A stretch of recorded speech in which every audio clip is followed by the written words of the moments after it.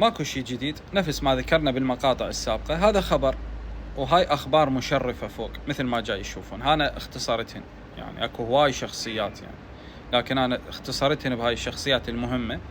هاي تمثل كل المؤمنين بالعالم، خلي ببالكم، يعني مو بس بالعراق. خوش الفرق ما بين هذا الخبر وهذا الخبر كلش هو. قبل لا تكتب تعليقك وتيجي تطالبني أنه أجيب لك دليل على هذا الخبر أو مصدر أساسي، خلي أقول لك أطيح لك هذا الخبر. صار لهم 3 أيام، شنو الأوضاع؟ لا دعم ولا إسناد ولا تصريح، أكو شيء، نايمين.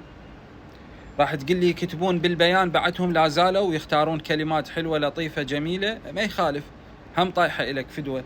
صار سنة قضية غزة، شنو الأوضاع؟ ذولا ناس يؤمنون بالحل الدولتين. تعرف شنو حل الدولتين؟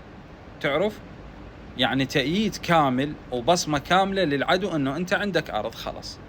العدو ما يوقف عند هذا الحد. لذلك تشوف هاي الشخصيات المهمة تدعم القضية العربية، تدعم القضية الفلسطينية، وقفت ويا لبنان ومستعدة هي توقف وناسها كلها توقف. تعرف ليش؟ لأن هاي خريطة العدو اللي يريدها، اللي راسمها بباله، هاي الحقيقية اللي يريدها هو.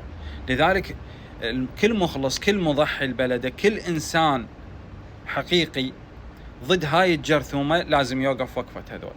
أما اللي يوقف وقفة هذا فنغسل إيدينا من يوم. فلا حد يعترض ولا حد يجي يعلق لهاي التعليقات ومصادرك. قبل لا أجيب مصادري أنت تجيب أخبارك. ترى مو بس هاي الدولة، أغلب الدول للأسف يعني.